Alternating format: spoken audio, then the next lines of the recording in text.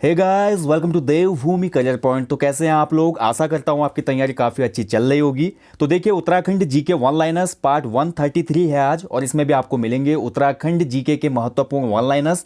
मेरी पसंदीदा सीरीज में से एक है और साथ ही आपके परीक्षाओं के लिए सबसे बेनिफिशियल वन लाइनर सीरीज में इसको बोल सकता हूं, क्योंकि उत्तराखंड जीके का संपूर्ण निचोड़ आपको इस एक टॉपिक के अंतर्गत देखने को मिलता है। यहाँ पर देखिए, उत्तराखंड के वरीय सेक्शन है। देखिए, उत्तराखंड हिस्ट्री है, उत्तराखंड में आंदोलनों का इतिहास, Uttarakhand geography, Uttarakhand economics, Uttarakhand static GK, मतलब संपूर्ण उत्तराखंड के जीके का निचोड़ आपको वन लाइनर्स के माध्यम से इस सीरीज के अंतर्गत मिल जाता है। इसलिए ये सीरीज आपके अपकमिंग एग्जाम्स के लिए बहुत ज़्यादा बेनिफिशियल है। ठीक है, तो आज भी काफ़ी अच्छे अच्छे क्वेश्चन इसमें आपको देखने को मिलेंगे। नए लोग जो आज चैनल पे आए हैं पहली बार, उनको बोलना चाहूँगा, अब तक हमारे 133 भाग यहाँ पे अपलोड हो चुके हैं।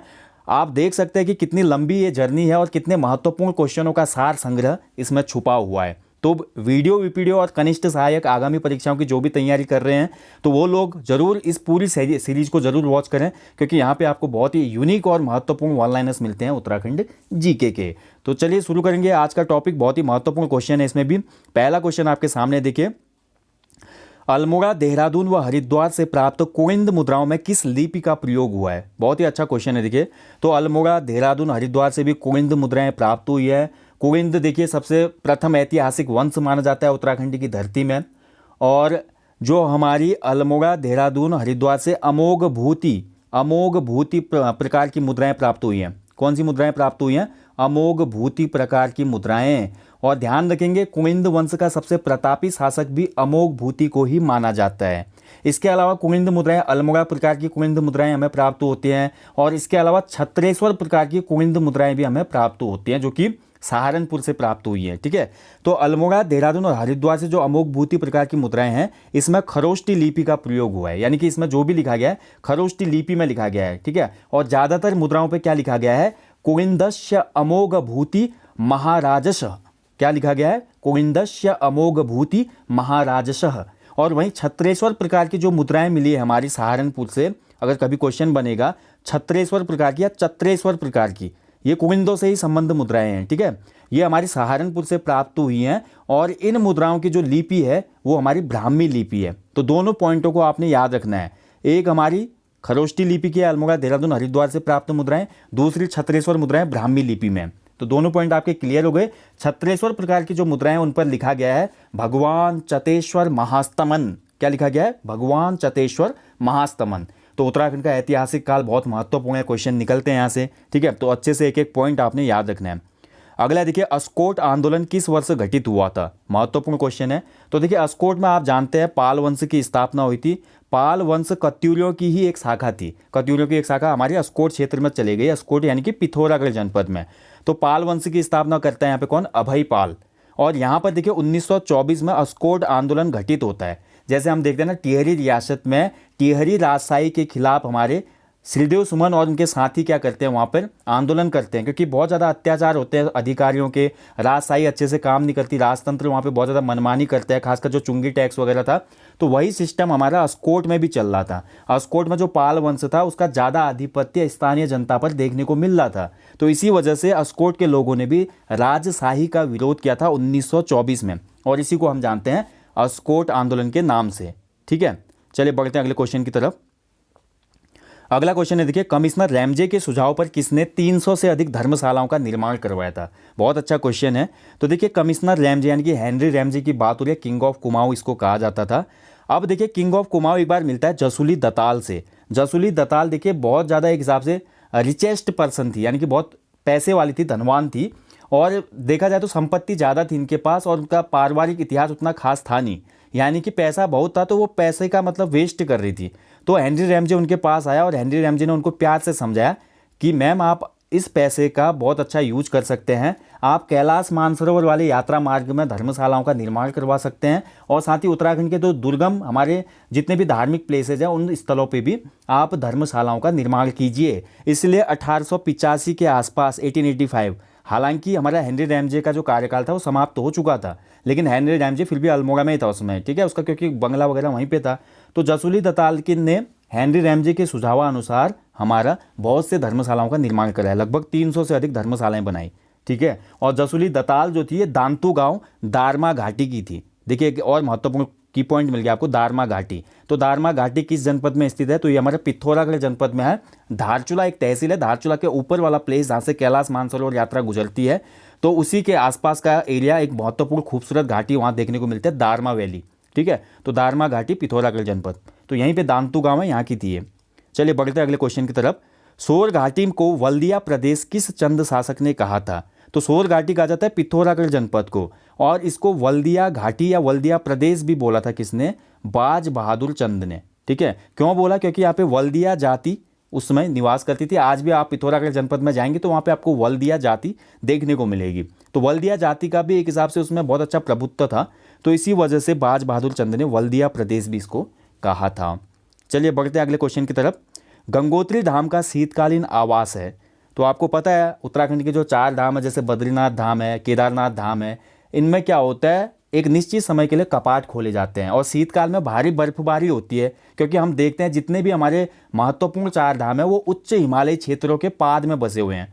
तो उच्च हिमालयी क्षेत्रों में आपको पता है थोड़ी भी बारिश होने पर वहाँ पे हिमपात हो जाता है, भले गर्मियों का मौसम क्यों ना हो। ठीक है, क्योंकि इतना ठंडा क्लाइमेट रहता है। तो गंगोत्री धाम का भी जो हमारा शीतकाल में है, माता जो हमारी गंगोत्री माँ बोल सकते हैं, ठीक है, या गंगा माँ बोलते हैं, तो वो मुखवा ग्राम में स्थापित की जाती है। ठीक है, तो मुखवा ग्राम है गंगोत्री धाम का शीतकालीन आवास। चलिए आप क्वेश्चन मैं आपको देता हूँ, कमेंट बॉक्स में कमेंट करेंगे आप, बद्रीनाथ धाम का शीतकालीन आवास बताएंगे आप मेरे को। ठीक है, बद्रीनाथ धाम को कहाँ स्थानांतरित किया जाता है शीतकाल में? चलिए कमेंट बॉक्स में कमेंट कीजिएगा, जरूर कीजिएगा। बढ़ते हैं अगले क्वेश्चन की तरफ।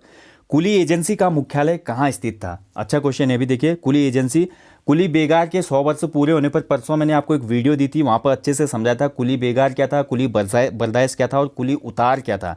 और देखिए कैसे हमने कुली बेगार प्रथा को कवर करने के लिए कुली एजेंसी की स्थापना की गढ़वाल में। गढ़वाल में कुली एजेंसी की स्थापना हुई थी 1908 में। ठीक है, जोध सिंह नेगी के प्रयासों से। और कुली एजेंसी का मुख्यालय था पौड़ी गढ़वाल में, जबकि कुली एजेंसी का कार्य बिंदु था कहाँ पे? कोटद्वार में। ठीक है, जितना भी मैनेजमेंट वाला काम होता होगा वो कोटद्वार से होता होगा, लेकिन मेन इसका जो मेन बोल सकते हैं हेडक्वार्टर था वो पौड़ी गढ़वाल में था। ठीक है, कुली एजेंसी क्या थी इस पर हम पहले डिस्कस कर चुके हैं, आप प्लीज़ वो वीडियो जरूर देखिएगा।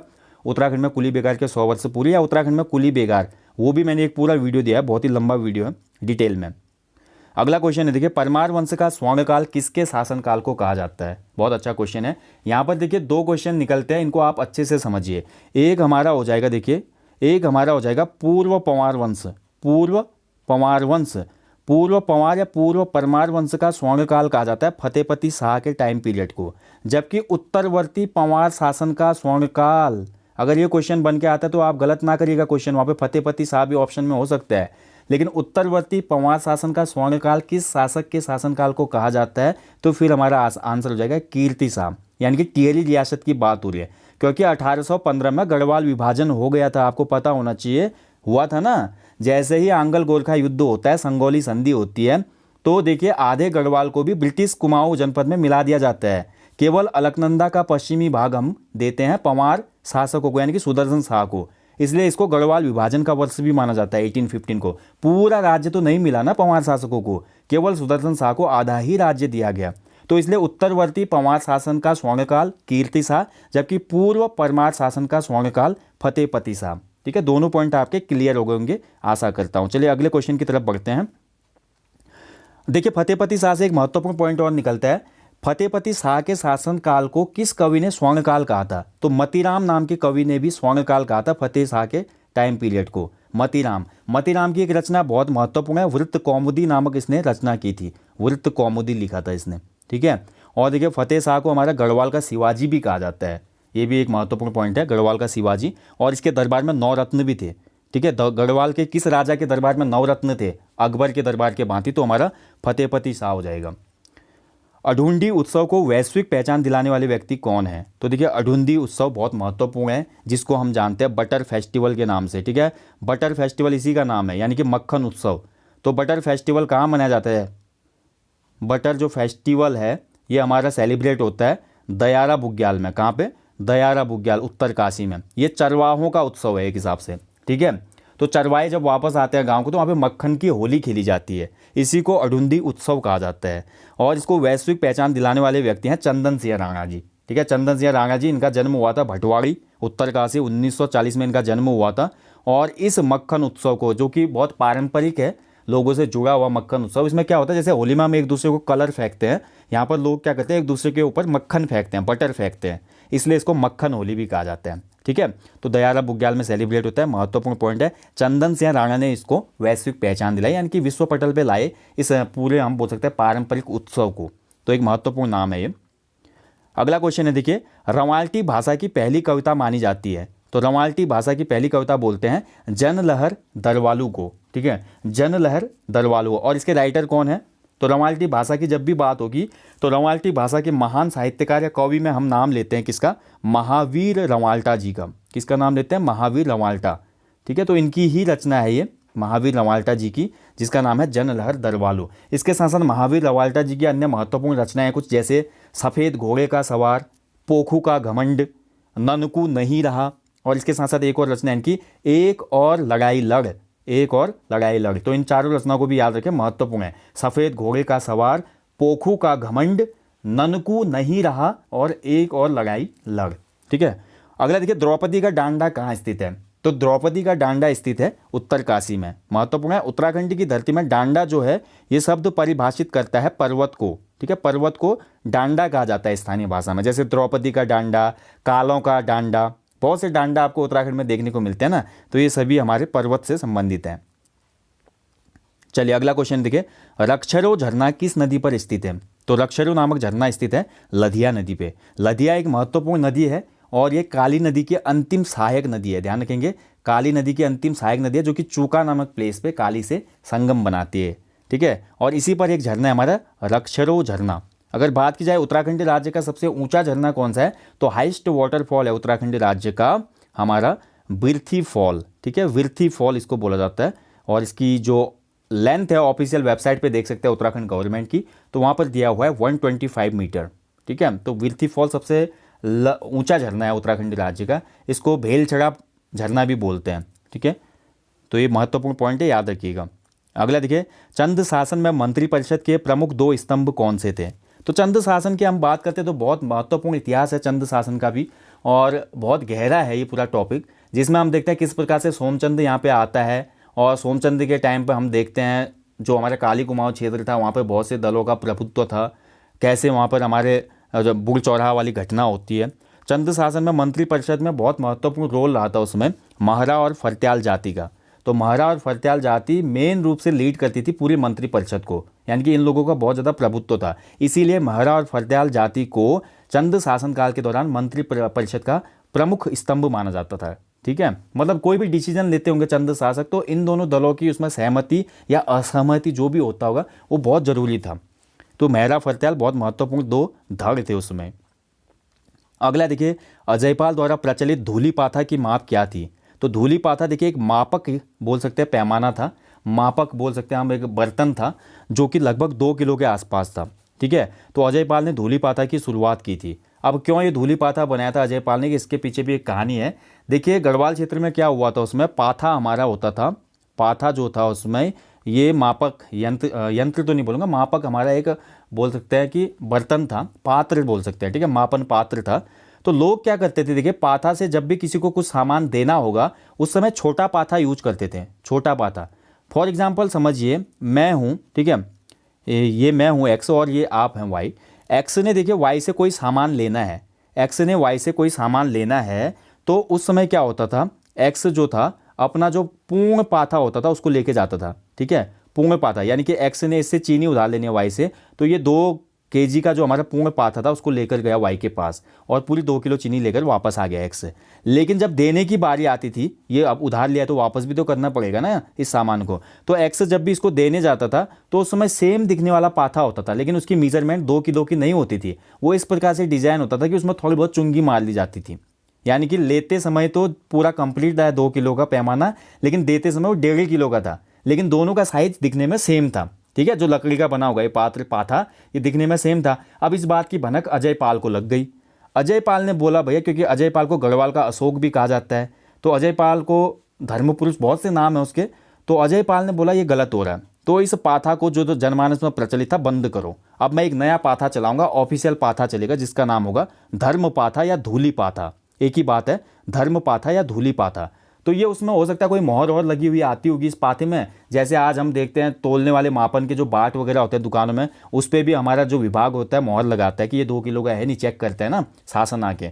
तो ऐसे ही धर्मपाथा बनाया गया था जिसकी फिक्स मेजरमेंट थी। अब लोगों को यही प्रयोग करना जरूरी हो गया था, अनिवार्य हो गया था। लोग अपना मेजरमेंट वाला पात्र यूज नहीं कर सकते थे। तो ये था धर्मपाथा, यानी कि देते समय भी बराबर हो, लेते समय भी बराबर हो, ठीक है, किसी को भी नुकसान ना हो। और ये लगभग 2 kg का होता था। और अजय पाल ने ही इस धूलिपाथा या धर्मपाथा की शुरुआत की थी। महत्वपूर्ण पॉइंट है, याद रखिएगा। ठांगधार किसका प्राचीन नाम था? तो देखिए भी महत्वपूर्ण है, ठांगधार।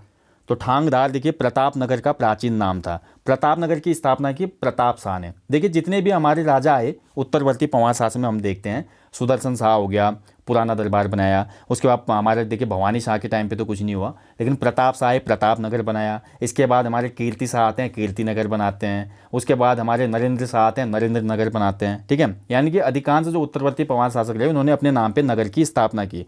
तो प्रतापनगर की स्थापना प्रताप शाह ने की। ठांगधार इसका प्राचीन नाम था। ऐसे हम बात करते हैं नरेंद्र नगर, जो वर्तमान का नरेंद्र नगर है, इसका प्राचीन नाम था हमारा ओडाथली। क्या नाम था? ओडाथली। इनको भी आप याद रखिए, महत्वपूर्ण पॉइंट है। ओडाथली किसका प्राचीन नाम था? क्वेश्चन बन जाएगा तो नरेंद्र नगर का। ऐसे ही हमारा देखिए जो कीर्ति नगर था, कीर्ति नगर का भी प्राचीन नाम था। कीर्ति नगर का जो प्राचीन नाम था वो क्या था? ये था हमारा बिडोली सैंड, ठीक है, इसको बोलते थे Bidoli sand. Bidoli sand, sand का मतलब क्या होता है? पर्वतीय अंचलों में जो समतल भूमि होती है उसको सैंड कहा जाता है, ठीक है। सैंड, सैंड मतलब समतल भूमि, मैदान टाइप का। तो बिडोली सैंड कीर्ति नगर का प्राचीन नाम था, और हमारा ओडाथली नरेंद्र नगर का प्राचीन नाम था, जबकि ठांगधार प्रताप नगर का प्राचीन नाम था। चलिए बढ़ते अगले क्वेश्चन की तरफ। पंवाली कांठा बुग्याल किस जनपद में विस्तृत है? तो पंवाली कांठा जो बुग्याल है वो टिहरी गढ़वाल में है, ठीक है। बहुत सी किताबों में गलत डेटा दिया हुआ है, इसको आप करेक्ट कर लीजिएगा। पंवाली कांठे का विस्तार टिहरी गढ़वाल में है। एक क्वेश्चन और बनता है कि केदार कांठा, केदार कांठा कहाँ है? तो केदार कांठा देखिए हमारा स्थित है उत्तरकाशी में, ठीक है। केदार कांठा कहाँ पे? उत्तरकाशी में है ये। चलिए बढ़ते अगले क्वेश्चन की तरफ।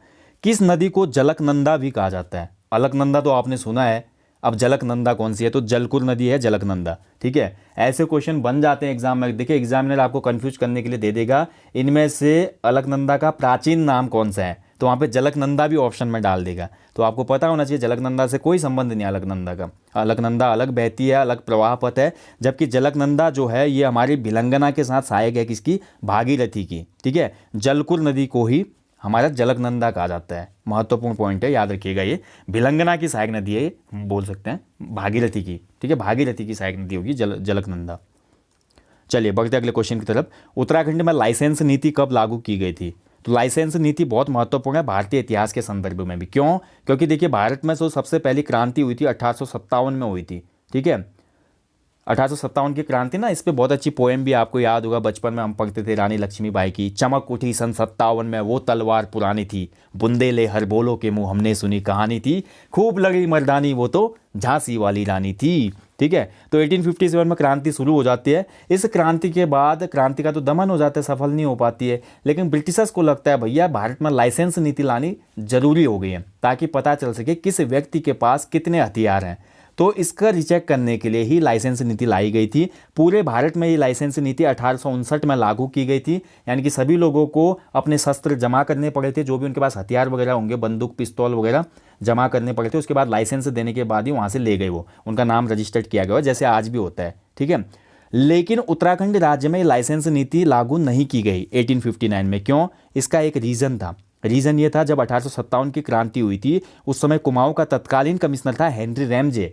हेनरी रैमजे ने बड़े ही आसानी से क्रांति का दमन कर दिया था। केवल हल्द्वानी में थोड़ा आग आती है लेकिन वो तुरंत बुझ जाती है, और बाकी पर्वतीय क्षेत्रों में तो पता भी नहीं चल पाती कि क्रांति हुई है। और गढ़वाल क्षेत्र में हम बोल सकते हैं कि गढ़वाल पूरा कवर में था ब्रिटिशर्स के। और साथ ही टिहरी रियासत की बात करें तो टिहरी के जो राजा थे वो तो स्वयं ही ब्रिटिशर्स के राजभक्त थे। तो वो क्या क्रांति का विरोध करते, क्योंकि सुदर्शन शाह को खोया हुआ साम्राज्य वापस हमारा अंग्रेजों ने ही दिलाया, तो क्या वो अंग्रेजों के खिलाफ लड़ता? नहीं लड़े वो, इसलिए, ठीक है।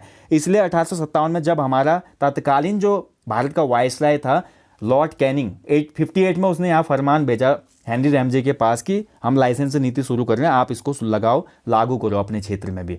लेकिन हेनरी रैमजे ने बोला यहाँ के लोगों ने बिल्कुल भी क्रांति में भाग नहीं लिया, यहाँ के लोग मेरे बहुत ही राजभक्त हैं, तो क्या मैं इन लोगों को इस लाइसेंस नीति वाले कानून में थोपूं? ये गलत होगा। ये कहीं ना कहीं फिर हम पे विश्वास नहीं करेंगे, ठीक है। तो उन लोगों के विश्वास के प्रति ऐसा कुठाराघात मैं नहीं कर सकता, इसलिए उस समय उत्तराखंड की धरती में लाइसेंस नीति लागू नहीं होती। लेकिन फिर उसके बाद फाइनली 1889 यानी कि 1889 का जो वर्ष आता है, फिर उत्तराखंड में लाइसेंस नीति लागू हो जाती है, ठीक है। हेनरी रैमजे रिटायर हो चुका होता है, लाइसेंस नीति लागू करनी जरूरी समझते हैं अंग्रेज लोग, क्योंकि पता तो करना है भैया किसके पास कितना असला बारूद है, कितने हथियार वगैरह हैं, क्योंकि किसी भी समय हमला हो सकता है नहीं तो ब्रिटिशर्स पे। तो अगर लाइसेंस किसी के नाम पे होगा तो वो व्यक्ति भी गोली चलाने से पहले डरेगा, क्योंकि पता तो चल ही जाएगा बंदूक इस क्षेत्र में इसके पास रजिस्टर्ड थी, इसी ने गोली चलाई होगी, तो उसको पकड़ के ले जाएंगे वो लोग। तो इसलिए उत्तराखंड में लेट लागू होती है लाइसेंस नीति, ठीक है। महत्वपूर्ण क्वेश्चन है, याद रखिएगा। अगला देखिए, उत्तराखंड के लोक साहित्य का भीष्म पितामह किसे कहा जाता है? तो देखिए, उत्तराखंड के लोक साहित्य में बहुत बड़ा नाम है गोविंद चातक का। लोक साहित्य मतलब जो लोकल का जो भी बोल सकते हैं, जितना भी परिवेश है उस पर आधारित रचनाएं जो है वो गोविंद चातक जी की हैं, ठीक है। बहुत सी रचनाएं हैं गोविंद चातक जी की। उत्तराखंड के महान साहित्यकार वाली प्लेलिस्ट में मैंने इनका टॉपिक दिया हुआ है, आप जरूर वॉच कीजिएगा गोविंद चातक जी को। इसीलिए इनको लोक साहित्य का भीष्म पितामह कहा जाता है उत्तराखंड में। इसके अलावा देखिए, उत्तराखंड में पत्रकारिता का भीष्म पितामह भी पूछ लिया जाता है। किस व्यक्ति को उत्तराखंड में पत्रकारिता का भीष्म पितामह कहा जाता है? तो ये फिर विश्वंभर दत्त चंदोला जी हो जाते हैं। कौन हो जाते हैं? विश्वंभर दत्त चंदोला जी, ठीक है। तो ये कुछ पॉइंट होते हैं, इनको याद रखना है आपने।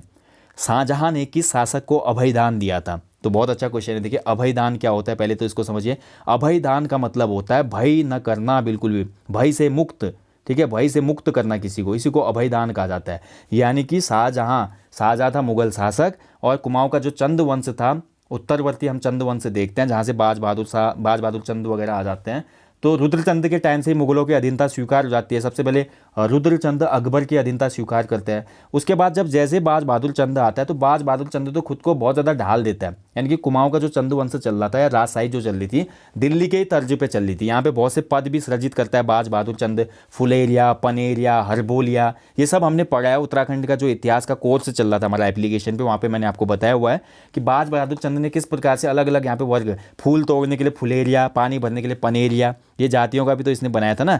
यानी कि दिल्ली जो मुगल सल्तनत चल रही थी, सल्तनत के राजशाही जो भी राजशाही चली थी, उस पे पूरा बेस्ड इसने यहाँ पे मॉडल बनाने की कोशिश की थी बाज बहादुर चंद ने। मतलब फुल मिला के अंधभक्त था, राजभक्त था ये मुगलों का। इसीलिए शाहजहां ने बोला भैया बाज बहादुर निश्चिंत रह, खूब मजे कर, तेरे को मैंने 84 माल दिया हुआ है, 9 लखा माल दिया हुआ है, तराई क्षेत्र, खूब इंजॉय कर, खूब रेवेन्यू वहाँ से लपेट, परेशान मत होना, कोई हमला नहीं करूंगा मैं तेरे से, वादा करता हूँ, ठीक है। तो अभय दान दिया था, यानी कि हमला न करने का वादा, भय से मुक्त रहना, हम मुगलों की तरफ से कोई हमला नहीं होगा आपकी राज्य पे या सल्तनत पे, बोल सकते हैं। तो ये था अभयदान, ठीक है। किसको दिया था? बाज बहादुर चंद को। अगला क्वेश्चन है, देखिए, सदैई नामक काव्य संग्रह किसने लिखा? तो सदैई नामक जो काव्य संग्रह लिखा वो तारादत्त गैरोला जी का है, ठीक है। सदैई एक हमारा करुण रस प्रधान काव्य है, करुण रस, यानी कि इस काव्य में करुण रस का प्रयोग किया है हमारा तारादत्त गैरोला जी ने, ठीक है। और दूसरा देखिए, यहाँ पे नदी बचाओ आंदोलन के प्रवर्तक कौन है उत्तराखंड में? तो नदी बचाओ आंदोलन के प्रवर्तक हैं उत्तराखंड में सुरेश भाई। कौन है? सुरेश भाई। सुरेश भाई का नाम आप जानते ही होंगे। सुरेश भाई को हम जानते हैं स्पेशली एक आंदोलन के लिए जिसका नाम है रक्षा सूत्र आंदोलन। भिलंगना घाटी में हम बोल सकते हैं, या जलकुर घाटी में, अभी हम भिलंगना जलकुर की बात कर रहे थे ना, तो इसी भिलंगना या जलकुर घाटी में हमारा रक्षा सूत्र आंदोलन चलाया था सुरेश भाई ने। कब चलाया था? 1994 में, 1994 में, इसलिए भी हम इनको जानते हैं। इसके साथ साथ इन्होंने उत्तराखंड की जो नदियां हैं जो सूख जा रही हैं, या देख रहे हैं हम ग्लेशियर कितनी जल्दी पिघल रहे हैं, तो भविष्य में नदियां जल्दी हमारी विलुप्त हो सकती हैं, तो इसीलिए नदी बचाओ आंदोलन की भी शुरुआत की सुरेश भाई ने, ठीक है। ज़्यादा से ज़्यादा वृक्षारोपण करना। सुरेश भाई की हम बात करते हैं तो सुरेश भाई का संबंध है पर्यावरण से। अगर कभी क्वेश्चन आता है कि सुरेश भाई किस क्षेत्र से हैं, तो ये पर्यावरणविद हैं।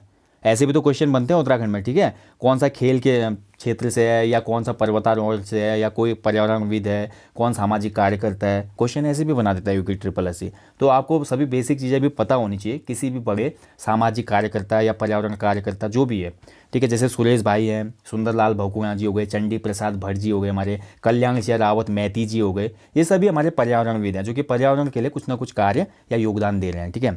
जगत सिंह चौधरी जंगली जी हैं। तो आपको ये सभी पॉइंट याद रखने हैं, ओके। तो दोस्तों, ये था आज Uttarakhand GK one liners part 133। आशा करता हूँ आज के क्वेश्चन बहुत अच्छे क्वेश्चन थे और अच्छे से आप समझ पाए होंगे सभी क्वेश्चनों को। देखिए, वन लाइनर्स में कोशिश भी रहती है ना मेरी कि सभी क्वेश्चनों को अच्छे से आपको विस्तार में बताया जाए, ताकि एक ही क्वेश्चन से 4-5 की पॉइंट निकले। ठीक है, आगे भी ये सफ़र ऐसे ही जारी रहेगा दोस्तों। मिलेंगे आपको जल्दी नेक्स्ट टॉपिक में, तब तक आप लोग अच्छे से अपनी स्टडी करें, अपना ध्यान भी रखें, क्योंकि जान है तो जहान है। एक अच्छा स्वास्थ्य, एक अच्छा माइंड आपको एक अच्छी सफलता की तरफ ले जाता है। ठीक है, तो खुद को स्ट्रेस में ना रखें, अच्छे से खूब एक्सरसाइज भी करें, अपने को फिट रखें, तब जाके अच्छे से पढ़ाई में मन लगेगा। So guys, thank you for watching, अपना ध्यान रखिएगा। जय हिंद, जय उत्तराखंड।